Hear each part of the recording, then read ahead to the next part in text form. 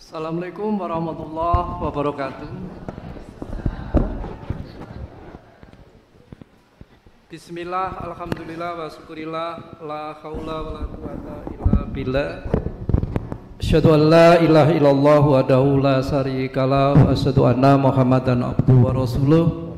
Allahumma sholli ala nabiyyina Muhammadin wa ala alihi wa sahbihi ajmain, amma ba'd. Yang saya hormati Ibu Diah Astuti, ya Bu. Tadi berangkat mulai pagi tadi saya hafal. Begitu berdampingan kok lupa ya. Ya. MC tadi sudah saya kasih tahu namanya Ibu Diah Astuti. Ya kan Mbak ya? Grogi begitu berdampingan. Yang saya hormati Bapak dan Ibu guru, staf, karyawan SMA Negeri 5 Samarinda. Yang saya hormati rekan kami, sahabat kami, guru-guru SMA Negeri 1 Balikpapan. Pertama, marilah kita bersyukur kepada Allah Subhanahu wa taala karena pada hari ini kita semuanya diberi kesehatan untuk saling bersilaturahmi. Mudah-mudahan dengan kesyukuran ini akan memanjangkan umur kita, karena salah satu yang dapat memanjangkan umur kita kalau kita terus menyambung silaturahmi, insyaallah. Berikutnya saya ucapkan terima kasih kepada Bu Diah Astuti dan tim yang mungkin Bu Diah ini sudah ketiga kalinya untuk ke SMP 1. Dulu bersama SMP 35, kemudian ber SMP 25, 1 minggu setelah kesini pindah ke SMP 5. 35, 25, seharusnya 15 dulu baru 5. Setelah itu pensiun. Wah, masih lama. Oke, bapak-bapak dan ibu, sebenarnya terima kasih saya ini ya silaturahmi itu. Tapi kalau mau meniru ke sini, sebenarnya kita ini 11-12 saja dibandingkan SMP Negeri 5. Ya, kalau ditiru apanya sih yang ditiru gitu. Kami juga biasa-biasa saja, tidak ada yang luar biasa. Tapi mungkin perbedaan-perbedaan itulah yang nanti bisa diambil, barangkali bisa dikembangkan di SMP 5, atau nanti Bu Diah juga akan memaparkan apa yang bisa saya ambil dari SMP Negeri 5. Belum lama ini kami juga uji tiru Bu Diah ke daerah Padang, di daerah Payakumbuh, di SMP Negeri 6 Payakumbuh, kemudian SDIT berapa itu lupa, melihat bagaimana kegiatan implementasi kurikulum merdeka di Payakumbuh gitu. Nah, hasilnya karena memang ini hal yang baru, tidak ada yang salah, semuanya sama-sama meraba. Kan memang ini mandiri, tidak dilatih dulu kecuali yang punya guru penggerak. Dan SMP 1 dengan SMP 5 ini kayaknya 11-12 tadi itu ya gurunya muda-muda semuanya, cocok jadi sekolah penggerak dan guru penggerak. Terbalik ya Bu ya. Iya, karena syarat guru penggerak kan pensiunnya paling akhir 10 tahun yang akan datang pensiun gitu. Kalau kepala sekolahnya minimal 4 tahun. Nah, jenengan ikut ya kemarin daftar sekolah penggerak? Oh, okay. Kalau saya ditolak. Iya, karena memang sudah kadaluarsa gitu untuk jadi sekolah penggerak. Tapi alhamdulillah tidak menyurutkan semangat teman-teman semuanya, karena ya kita harus bergerak untuk berubah. Konsepnya itu aja. Kita apapun kondisinya, walaupun sudah sepuh-sepuh, tetap punya semangat bergerak untuk berubah. Nah, ini kemampuan keinginan berubah ini sudah luar biasa dan sudah dicobakan kepada teman-teman semuanya. Nanti akan saya paparkan bagaimana kegiatan di SMP Negeri 1. Saya kira itu. Nanti kalau ada melihat sesuatu yang kurang berkenan, sampaikan aja ke Budiah ya Bu ya. Nanti Budiah baru ke saya. Kemudian saya akan merupakan evaluasi ada berubah gitu. Karena kita memang sama-sama pengen bertukar. Sebenarnya diskusi yang bagus ya, diskusi kita aja nanti tanya jawab begitu. Selain Budiah yang sudah 3 kali, ada yang pernah kesini Bapak Ibu? Belum, yaitu tetangga, tapi kita ini sombong banget ya, nggak pernah saling silaturahmi gitu. Saya kalau lewat jalan Juanda, ini SMP 4, wah ini tempatnya Budiah yang baru. Ternyata di sebelahnya, di belakangnya Bu ya. Oh gitu ya. Oke, terima kasih. Kurang lebihnya mohon maaf. Saya kira wassalamualaikum warahmatullahi wabarakatuh. Selanjutnya, yakni sambutan dari Kepala SMP Negeri 5 Samarinda kepada Ibu Diah Astuti, dipersilakan. Terima kasih. Jadi Pak, ini mungkin bukan sambutan Pak ya, tapi saya sejenis laporan saja. Yang saya sangat banggakan Pak Arin sebagai Kepala Sekolah SMP 1, wakil-wakil atau stakeholder SMP 1 Balikpapan yang selalu menjadikan tamu itu adalah raja. Kenapa saya pilih SMP 1? Karena saya jatuh cinta dengan perlakuan SMP 1 terhadap tamu-tamunya. Yang saya banggakan guru-guru SMP 5, kepala TU beserta staf jajarannya. Saya bawa ketua komite juga Pak yang pakai topi itu Pak, itu perangkatnya mulai dari sekretaris, bendahara saya bawa. Dan di sini kenapa laporan saya ada 60 orang Pak yang berkunjung ke sini? Ternyata beriringnya sejalannya dengan acara kegiatan kita yang padat. Jadi semingguan kami Pak, mulai dari pelepasan, perpisahan, sambung lagi kita ada jenis BIMTEK yang alhamdulillah SMP 5 diberi kesempatan oleh Dinas Pendidikan karena ceritanya mau dijadikan sekolah unggulan. Amin. Mudah-mudahan bisa terrealisasi. Kami kemarin diberi tempat di Dinas Pendidikan, itu yang seharusnya membuka itu kepala dinasnya langsung beserta kepala bidang kurikulum PSMP Pak Dr. Barlim dan perangkatnya mulai dari kurikulum sampai narasumber yang lain itu betul-betul kami terisi dengan suasana yang betul-betul dihargai Pak, sama dengan perlakuan SMP 1 terhadap kami. Jadi kilas baliknya saya sudah 3 kali ke sini, mudah-mudahan Pak Arin tidak bosan dengan saya. Ya karena kenapa? Saya selalu mengikuti perkembangan SMP 1. Setiap saya berkunjung ke sini selalu ada perubahan. Itu yang saya inginkan SMP 5. Maksud saya di setiap ada kesempatan selalu ada perubahannya tentunya ke arah kebaikan. Jadi misalnya di IG Pak, saya selalu mengikuti IG SMP 1. Saya suka anak-anak berkolaborasi dengan gurunya melaksanakan kegiatan pembelajaran, itu selalu mengalami perubahan-perubahan, kemajuan-kemajuan yang mungkin nanti kita kedepannya bisa begitu SMP 5 saya harapkan.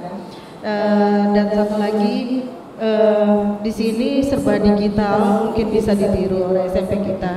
SMP 5 Pak, kurikulumnya sudah berubah mandiri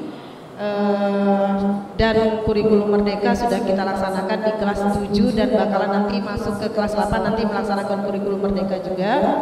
Dan kelas 9 nanti masih kurikulum 13. Kurikulum 13 itu sisa ya Pak, karena kemarin yang kelas 7 naik ke kelas 8 sudah kita delegasikan sebagai kurikulum merdeka. Dan selanjutnya jumlah siswa yang ada itu kurang lebih 800 siswa Pak, putra putri yang kebanyakan muslim, yang non muslim itu ada sekitar 30 orang. Dan kami di sini di spot sama Dinas Pendidikan, Ibu harus berubah mengalami perubahan terus untuk SMP 5. Dan kemarin kami mengajukan revitalisasi, mudah-mudahan bisa terrealisasi di 2024. Terus kedepannya lagi kami sudah menjajaki di perpustakaan kami sudah terakreditasi B untuk taraf nasional Pak. Nah, jadi alhamdulillah sudah bisa, dan sekolah kami itu ada semboyan konten Pak, sekolah tanpa tempat sampah. Jadi tidak satu pun ada tempat sampah yang ada di tempat kami. Kenapa? Sampah mereka adalah tanggung jawab mereka sendiri. Jadi mereka setiap hari ada yang razia di gerbang. Razianya bukan razia apa, tapi razia membawa rice box dan tumbler.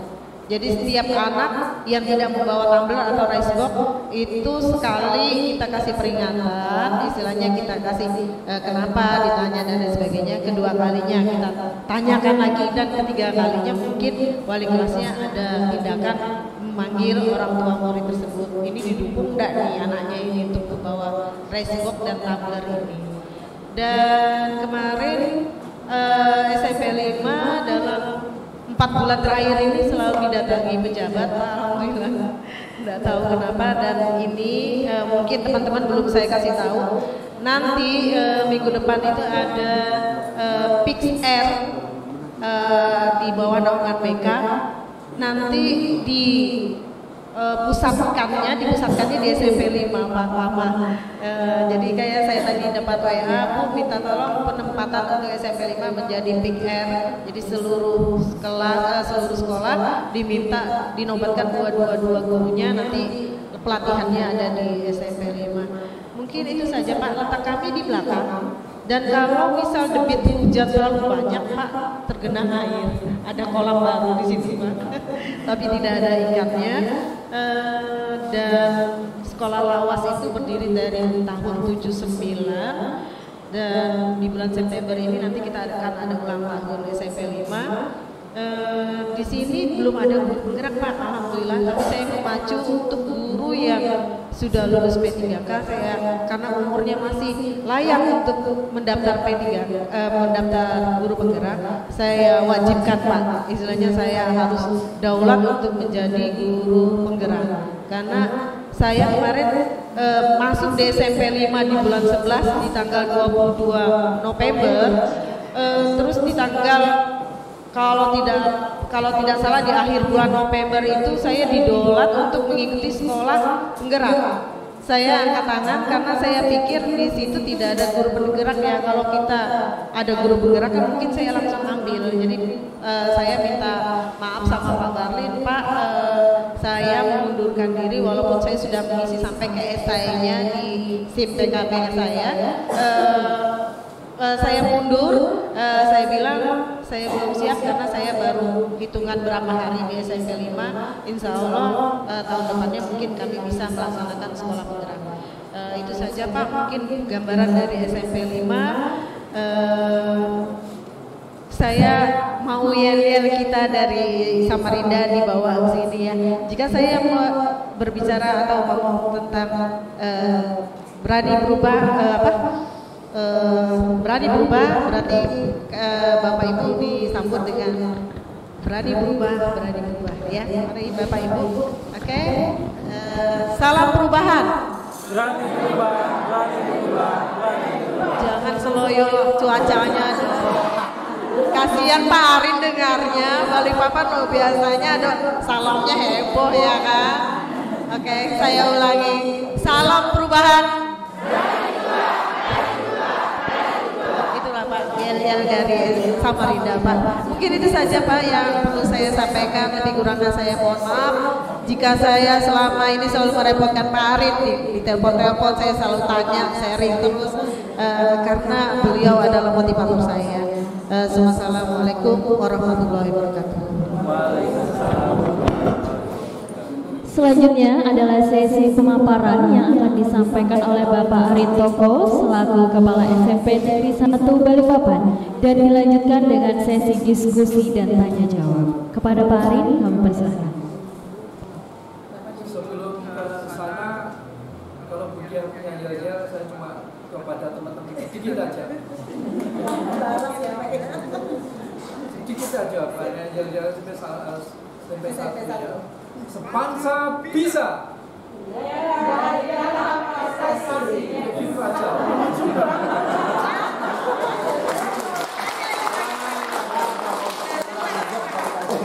Lagi ya Bu ya.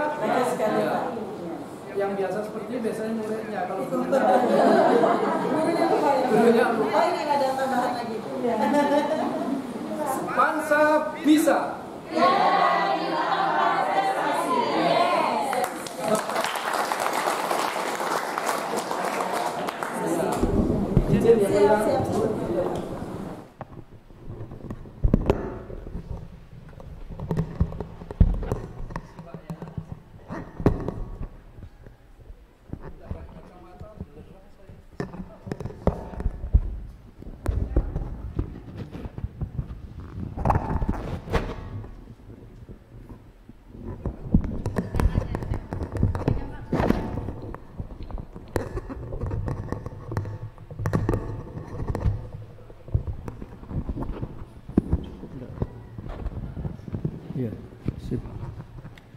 Oke, sedikit aja pemaparan ini nih SMP 1 karena kemarin Bu Diah minta gitu ya.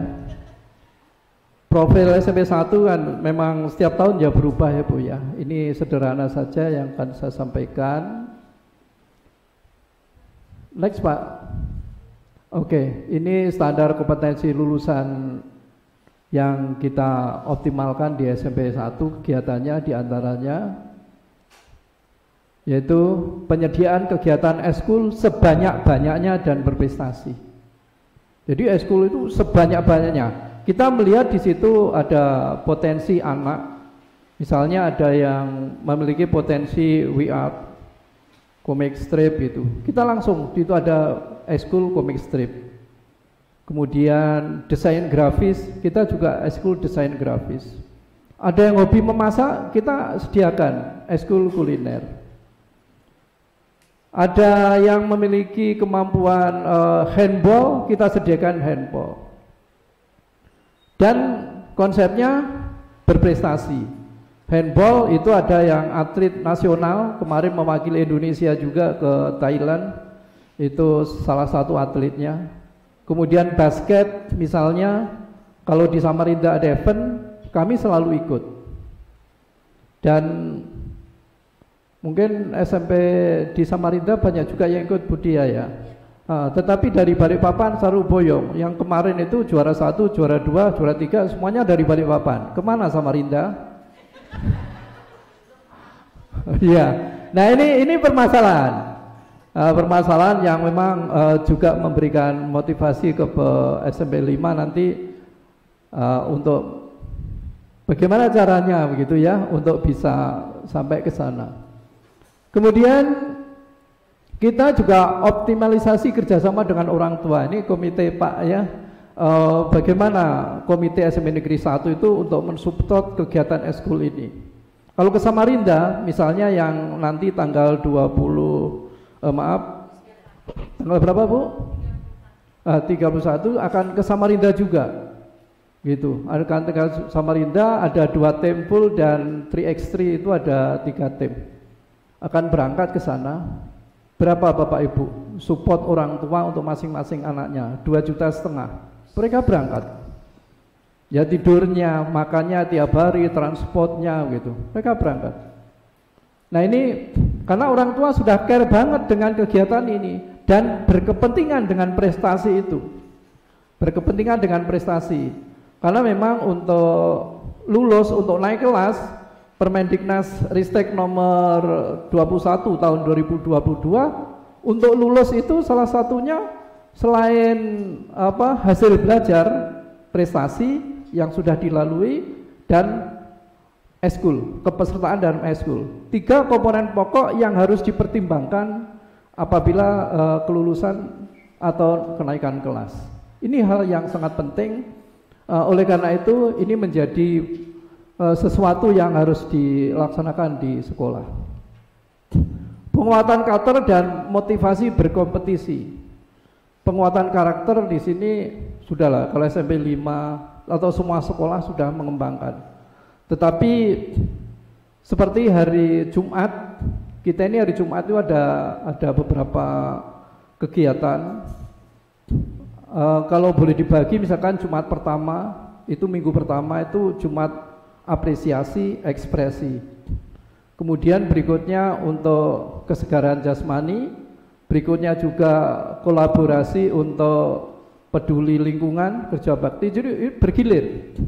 Nah, di ekspresi dan apresiasi di sini semua anak yang memiliki prestasi ditampilkan di lapangan, kemudian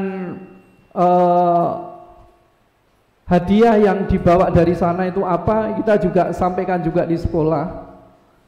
Kemudian yang mereka punya bakat itu juga diekspresikan. Bakat wajibnya mungkin mimbar ilmiah. Jadi mereka di situ masing bergilir, Budi ya, Bapak dan Ibu, bergilir setiap Jumat sebulan sekali itu masing-masing kelas itu menyiapkan kegiatan mimbar ilmiah dan disampaikan di situ.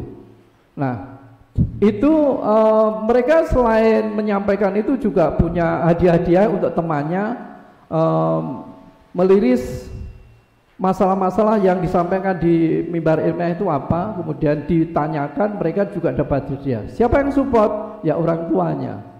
Bermacam-macam hadiah yang mereka siapkan. Nah, ini sebuah kegiatan yang kita lakukan secara rutin, dan nanti kalau kurang jelas ada tim kesiswaan yang akan menjelaskan, saya garis besarnya saja. Motivasi berkompetisi. Ini saya membaca kalau di Balikpapan ini ada sesuatu yang belum dimiliki oleh sekolah-sekolah lain. Jadi di sini itu anak-anak itu sudah terbiasa berkompetisi untuk menjadi yang terbaik. Jadi kalau ada temannya nilainya bagus begitu, dia terpacu untuk pengen bagus juga gitu. Jadi saling berkompetisi antar individu itu cukup bagus.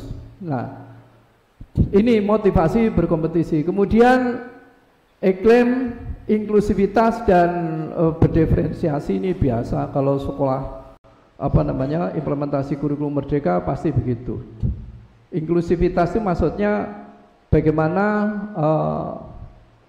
kondisi masing-masing peserta didik itu mereka yang memang berbeda-beda, itu inklusif.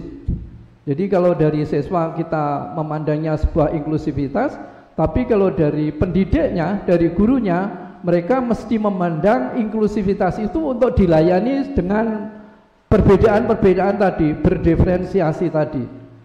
Oleh karena itu di dalam proses pembelajarannya juga multi strategi, multi pendekatan kayak gitu.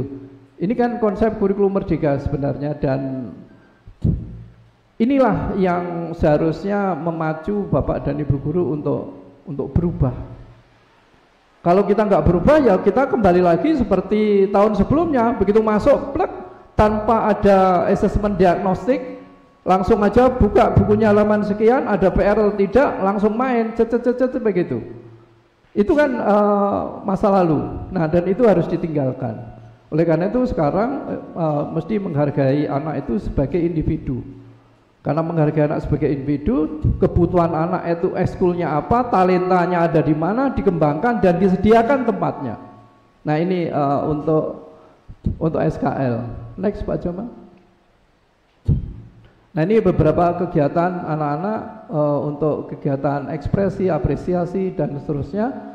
Marching band. Nah marching band itu berbenahnya lama, karena 1 tahun latihan itu belum tentu bisa menghasilkan sesuatu dan biayanya sangat besar. Marching band itu kalau pelatihnya saja, satu pelatih 1,5 juta sebulan, perlu 4 pelatih. Sekolah hanya ada 750.000 sebulan, potong pajak. Sisanya ya orang tua, urunan Bapak Ibu. Orang tua di komite marching band. Komite marching band itu iuran juga ada 50.000 sebulan, nanti dikumpulkan untuk nutupi yang 750, karena sekolah cuma punya 750, 1,5 juta. Nah ini kerjasama dengan orang tua yang dilakukan di sini. Ini semua basket juga begitu. Pelatih kan 750, sementara untuk basket itu pelatihnya 1,5 juta sama.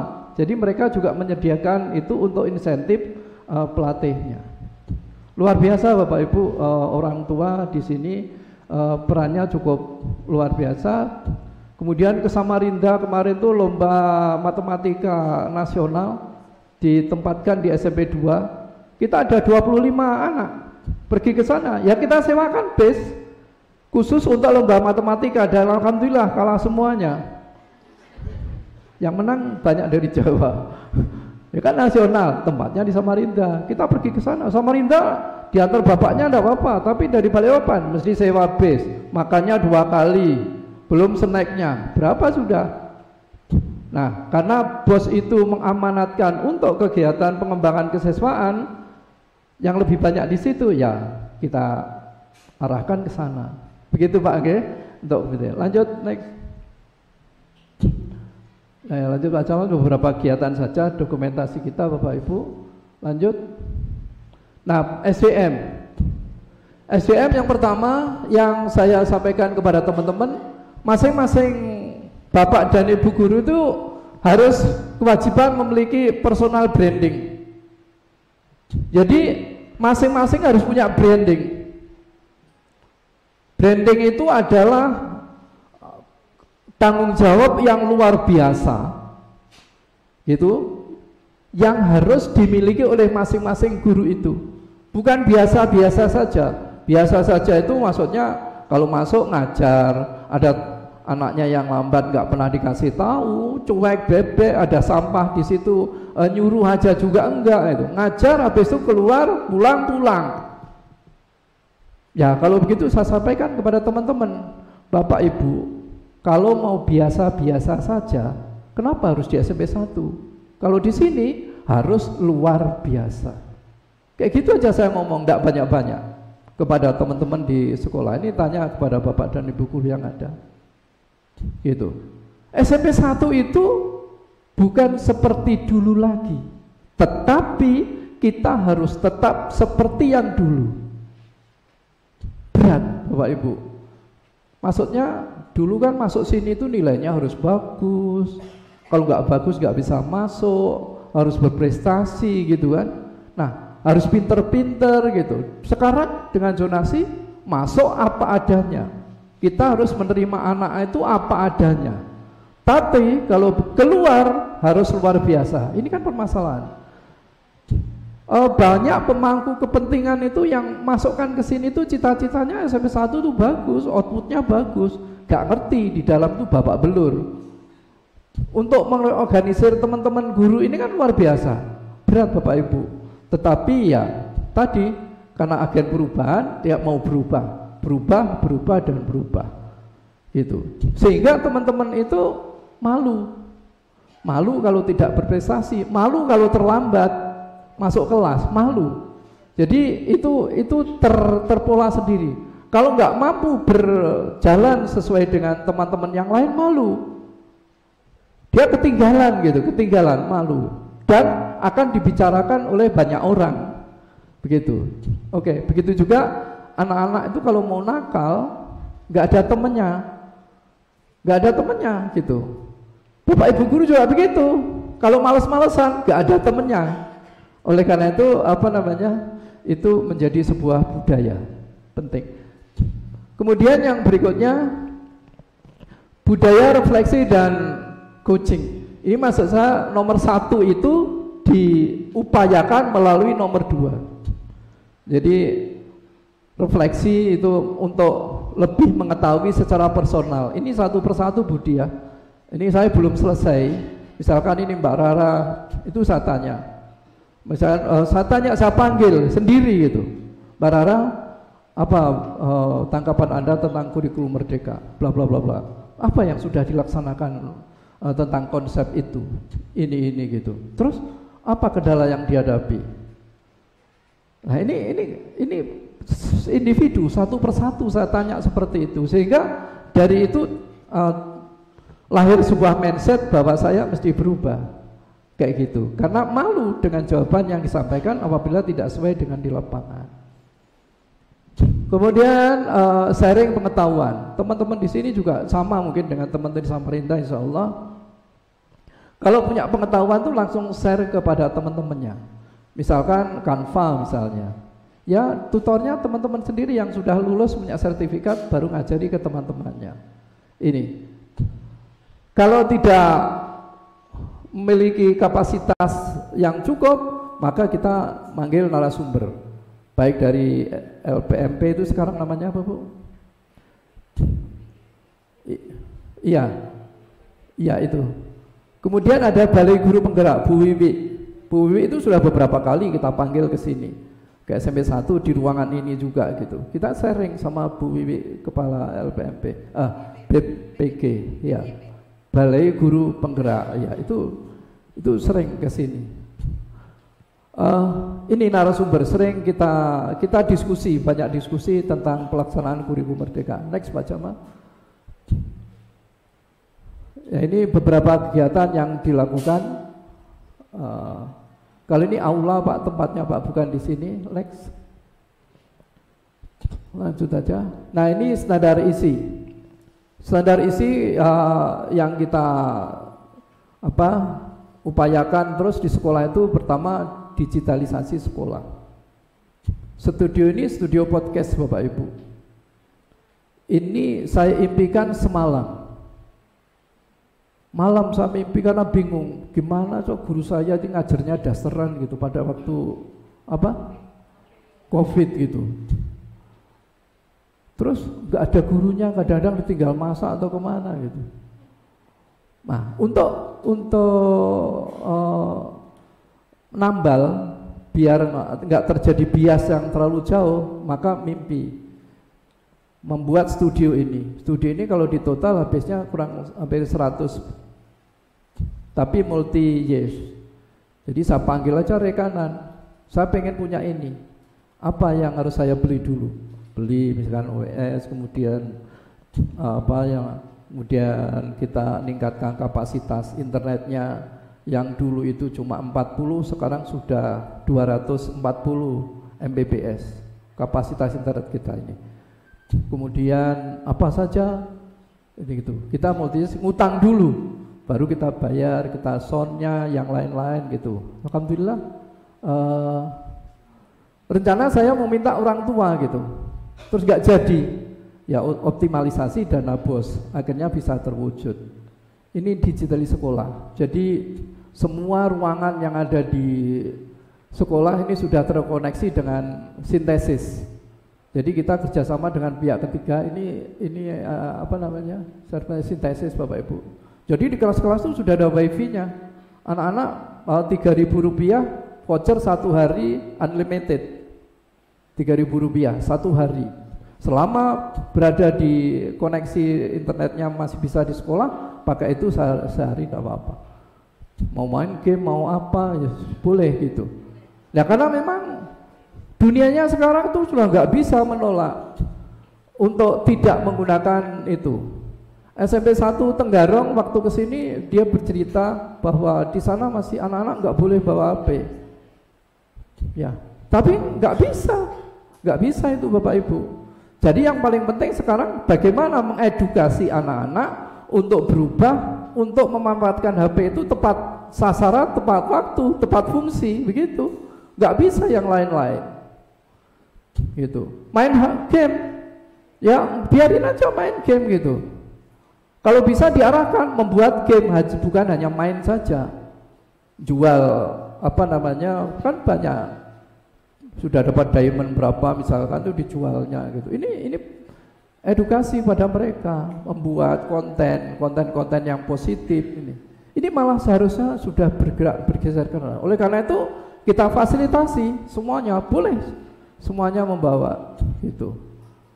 Mau tiduran di lantai sambil main game, mereka itu kalau istirahat ya, atau gurunya tidak ada, drosoran di bawah meja ya, karena memang cukup bersih juga ruangan mereka itu gitu. Gak apa-apa. Oke. Digitalisasi sekolah. Kemudian deklarasi budaya sekolah. Jadi deklarasi warga SMP Negeri 1 Balikpapan ini nanti di bawah ada, itu harus didengungkan terus-menerus. Harus didengungkan terus-menerus.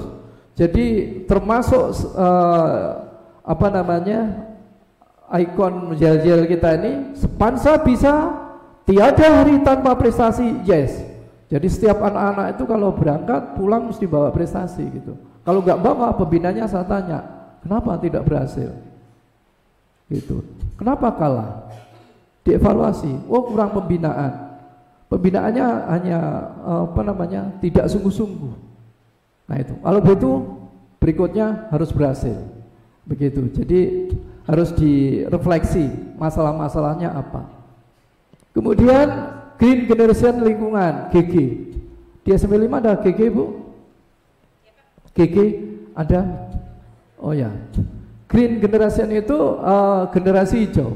Itu dulu munculnya di SMP 3 Balikpapan. Sekarang sudah menjadi induk gitu, induk untuk pecinta lingkungan hijau, itu sudah ada komunitasnya. Ada komunitasnya.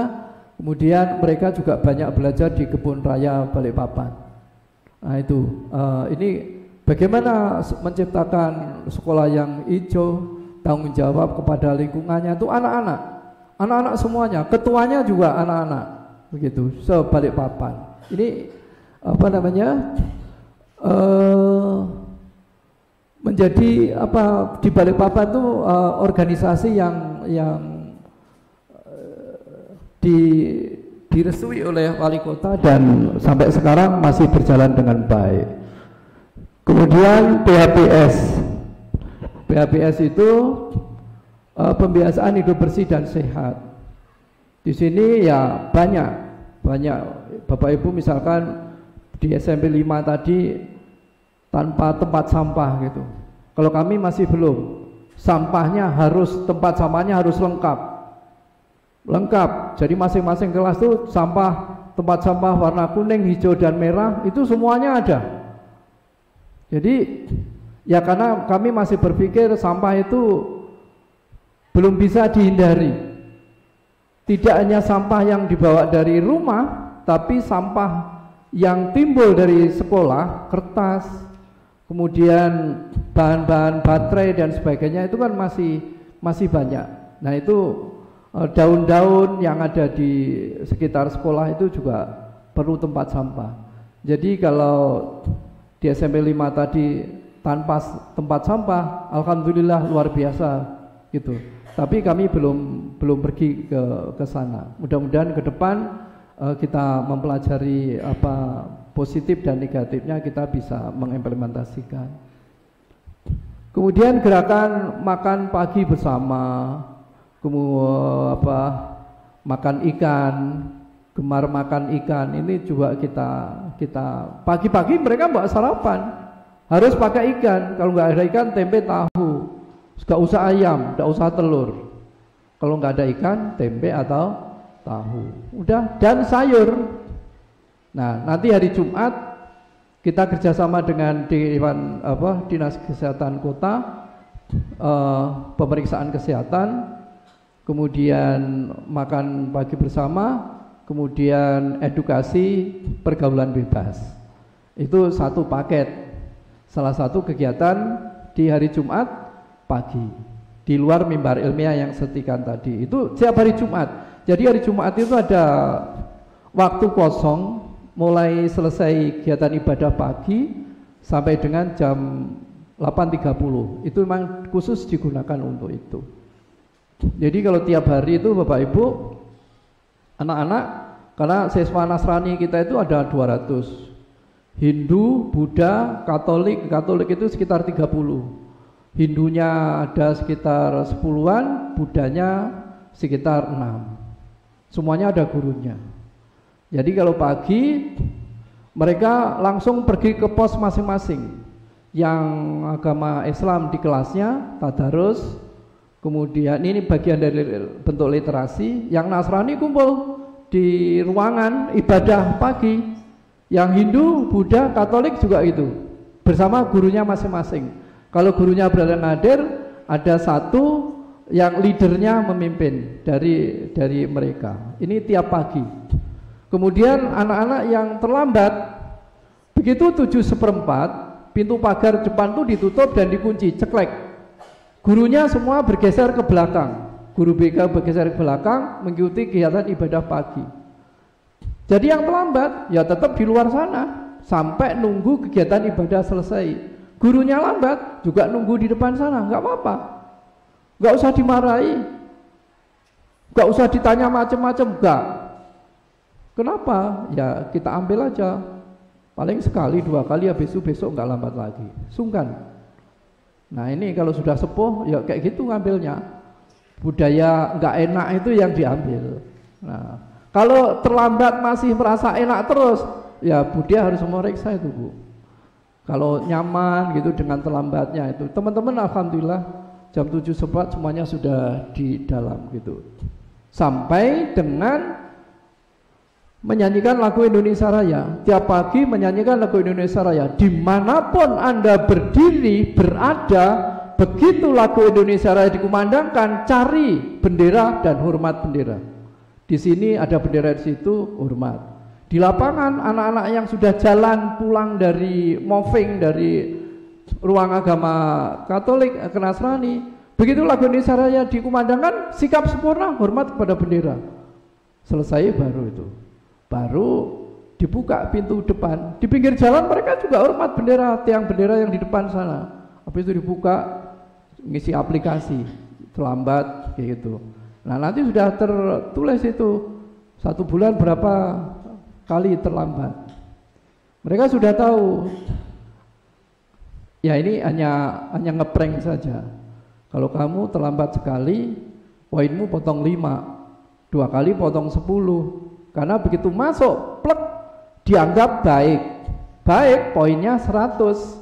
Dikurangi setiap pelanggaran. Ayo poinmu tinggal sekian. Ngeprank aja, kan padahal enggak sampai ke situ. Tapi jangan dikasih tahu, kamu tak prank aja. Oke. Next Pak Jamal. Nah ini kegiatan anak.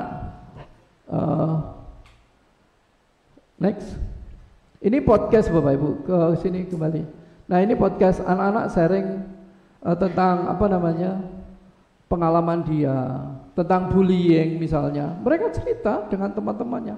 Ya peserta yang lain online di kelas masing-masing, dia juga bisa bertanya, menyampaikan pendapatnya tentang itu. Karena ini memang podcast itu online, sama yang di sini paling kan kapasitasnya sekitar 70, yang lainnya ikut lewat kelas. Jadi langsung di situ terjadi interaksi antara peserta di kelas online dan yang di sini. Next Pak Jamal. Nah ini deklarasi ini. Ini harus dikumandangkan terus-menerus. Deklarasi warga SMA Negeri 1 Balikpapan. Kami warga SMA Negeri 1 Balikpapan menyatakan bahwa visi sekolah bla bla bla, dibaca itu. Kemudian berakhlak mulia. Kan visinya nomor 1 berakhlak mulia. Senantiasa taat dan melaksanakan perintah agama, jujur, santun dalam berucap, sopan dalam berbuat, rendah hati dan saling menghormati. Ini dibaca terus. Kenapa? Biar ini menjadi sebuah budaya, melekat di dalam hatinya. Gitu. dan seterusnya. Terakhir, Sepansa bisa, tiada hari tanpa prestasi. Yes. Nah, lanjut. Nah, ini kegiatan GG, Green Generation, dan beberapa kegiatan yang lain. Lanjut. Ini proses. Tadi sudah jelaskan multi strategi, multi model dengan kelas multidimensi. Kan sudah nggak boleh lagi milih ini kelas eksekutif. Nah, yang di sini ada kelas olimpiade aja. Jadi siap kalau kegiatan olimpiade maka dari ini. Tapi ternyata juga tidak. Dalam perjalanan waktu kelas yang ini malah regulernya yang lain yang lebih bagus. Gitu. Enggak ternyata ya itu kan kita sinyalir saja. Kita impikan, ternyata juga ada yang tidak sesuai, ada yang lebih bagus dari kelas lain. Kita punya kelas tahfidz, satu kelas, dia masuknya melalui jalur tahfidz. Ternyata yang hafalannya bagus, bacaannya bagus, itu enggak dari kelas itu, dari kelas yang lain. Ya, ini enggak apa-apa, bagian daripada upaya-upaya yang mungkin bisa menyiapkan kita. Lanjut. Nah, ini kegiatan multi strategi, multi model, kegiatan di luar kelas dan sebagainya, Bapak Ibu. Kegiatan di pojok-pojok baca. Lanjut. Assessment. Nah, ini yang sering menjadi permasalahan. Kalau di Samarinda mungkin sudah ujian ya, Bu ya? Sudah selesai. Iya. Kalau di Balikpapan menurut Permendikbudristek 2122 itu UN dihapus, kemudian UNBK juga dihapus. Yang ada adalah asesmen, bukan asesmen nasional karena itu memang untuk rapot pendidikan. Jadi untuk ini evaluasi yang di sekolah. Jadi selanjutnya itu diberikan hak penuh di situ kepada guru. Guru memiliki hak prerogatif yang tinggi. Oleh karena itu, asesmen yang dilakukan ya 3, asesmen diagnostik, formatif dan sumatif. Nah, diagnostik jelas fungsinya. Formatif juga jelas umpan balik, tapi tidak diambil hasilnya. Tapi kalau sumatif diambil hasilnya. Dengan dihapuskannya UN dan UNBK, berarti yang dilakukan adalah assessment. Assessment sumatif itu mengukur di situ dijelaskan mengukur hasil belajar di masing-masing TP. Kalau dalam satu semester itu ada 10 TP, kalau satu assessment itu 2 TP, berarti 2 TP sumatif, 2 TP sumatif. Sampai dengan semester akhir genap, kalau misal 2 TP, ya itulah 2 TP asesmennya.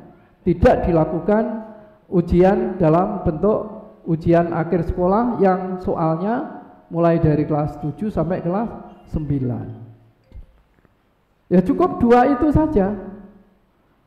Cukup 2 terakhir yang belum disumatifkan. Sehingga nilainya untuk kelulusan atau kenaikan kelas rata-rata dari berapa kali sumatif selesai sudah. Kalau memang itu kurang baik, intip prestasinya, intip kepesertaan dari eskulnya. Ini KOSP yang kita kembangkan di sekolah seperti itu. Tetapi di SMP 1 ini Bapak Ibu, berdasarkan hasil refleksi orang tua, anak-anak dan guru itu masih banyak bertanya. Kan ini kan baru. Begitu mau dilaksanakan secara frontal begitu, wah, untuk apa anak saya les? Untuk apa anak saya belajar? Kalau nggak ada ujian, itu yang terjadi. Oleh karena itu hasil refleksi itu kita jawab. Pertama ya kita sosialisasi kepada orang tua bahwa sebenarnya dengan dihapuskannya UN, BK maupun UN itu lulus itu menjadi lebih sulit. Kenapa? Karena catatan-catatan prestasi, kelakuan, sikap dan sebagainya itu terekor oleh gurunya. Dan itu akan mempengaruhi. Kalau dulu kan enggak. Begitu ujian nasionalnya dapat 60, berarti kan sudah lulus. Guru enggak punya gigi apapun. Biar anaknya kayak setan gundul, tetap lulus. Tapi sekarang enggak. Gitu. Ya, jadi kita sudah enggak ada ujian itu. Adanya adalah asesmen sumatif akhir semester. Itu pun untuk ngeprank saja, untuk diambil sedikit apabila deadlock hasil sumatif 1 sampai 5-nya di semester genap. Kemudian diambil sumatif akhir semester itu materinya hanya materi 1 semester. Tetapi syaratnya kalau di SMP 1 ini syaratnya seluruh TP itu harus sudah disumatifkan dan tidak ada masalah, baru ikut SAS.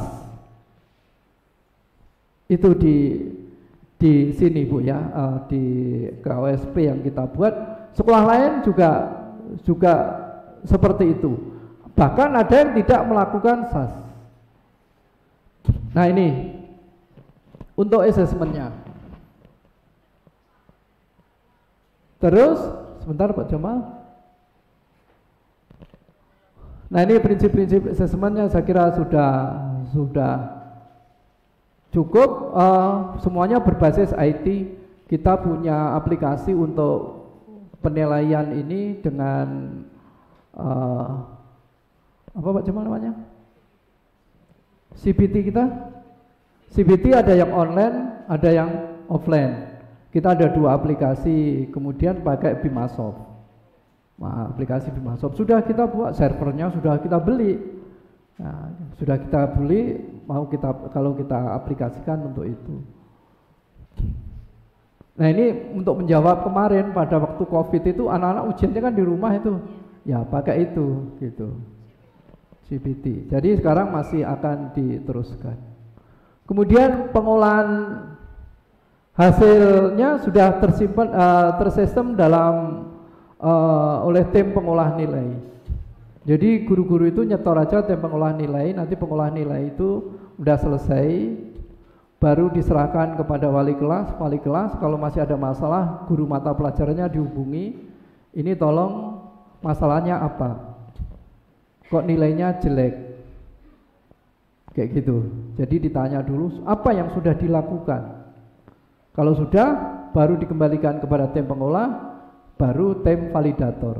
Kelas 7 ada tim validatornya 2, kelas 8 validatornya 2, kelas 9 validatornya 2. Kalau sudah oke, tanda tangan semuanya, terus saya setujui, saya tanda tangani, baru diberikan kepada wali kelas untuk di print. Nah ini sudah tersistem seperti itu di dalam tim pengolah nilai, yaitu oleh tim kurikulum. Ini ada beberapa teman-teman yang pengolah nilai dalam tim kurikulum ada. Lanjut Pak Jamal.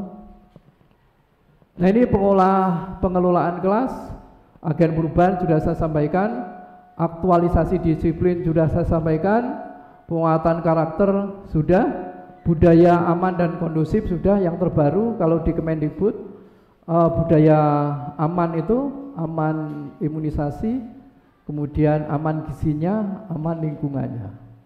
Kayak gitu di Kemendikbud 3 budaya aman itu yang dikembangkan. Kondusif ya bagaimana menciptakan sekolah yang kondusif. Bapak Ibu di sini itu kalau ada nakal itu nggak bisa berkembang sendirian. Jadi kalau nakal ya itu saja anaknya, tidak ada circle-nya kayak gitu. Karena memang anak-anak sudah terpola untuk moh lah ngikuti orang-orang yang nggak baik kayak gitu. Nah ini juga cukup perjuangan yang luar biasa. Kemudian silaturahmi, terbuka, kemitraan dengan berbagai lembaga formal maupun non formal. Kemudian alumni sebagai inspirator, motivator, dan daya dukung Sarpras.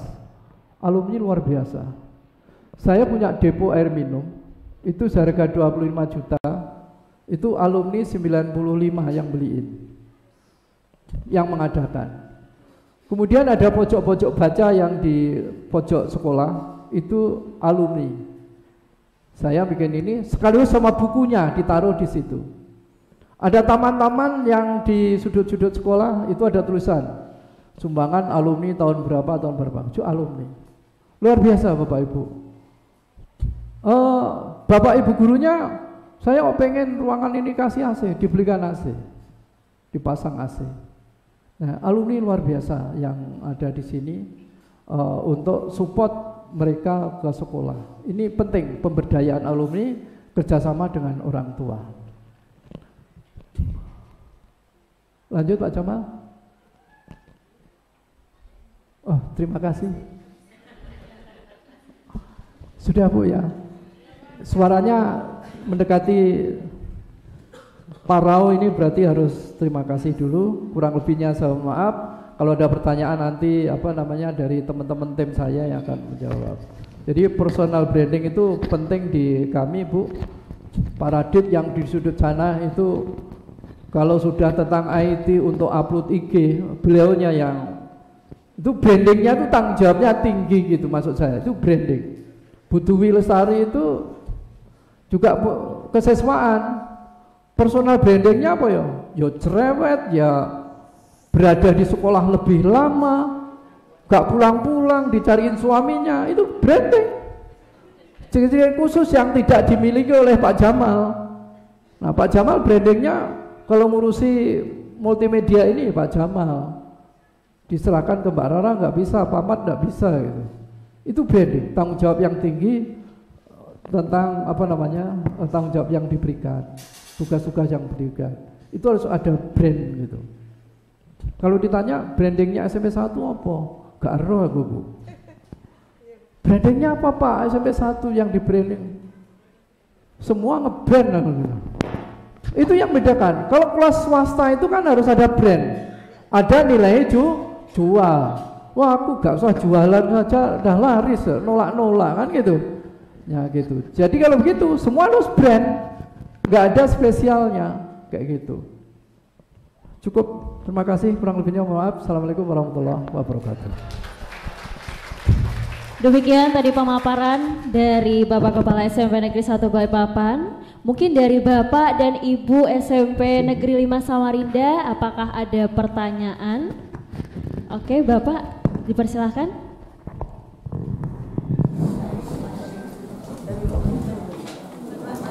Bapak perwakilan dari komite ya Pak ya?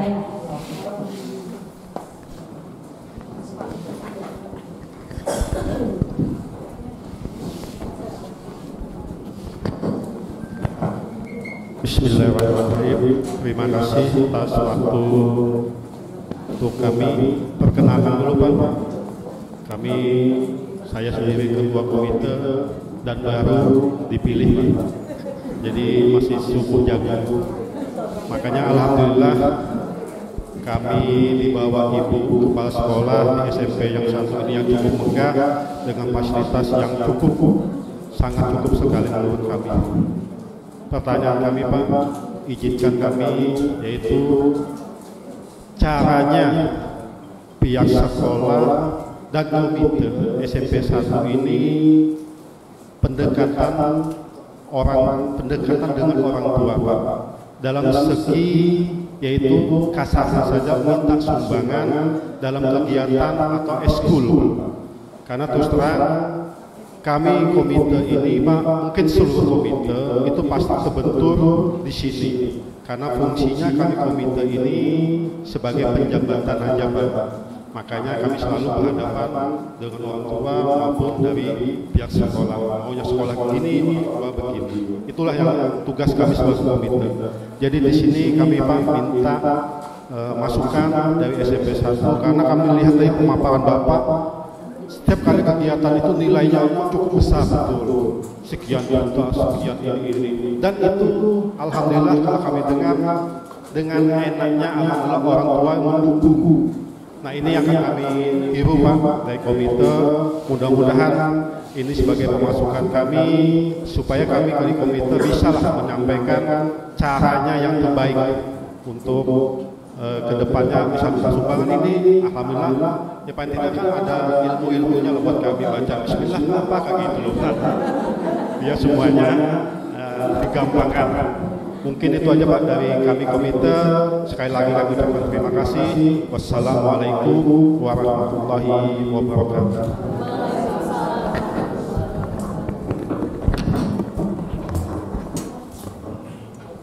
Kalau pertanyaan ini nggak bisa saya serahkan kepada Bu Indah ya, ini harus saya jawab sendiri gitu.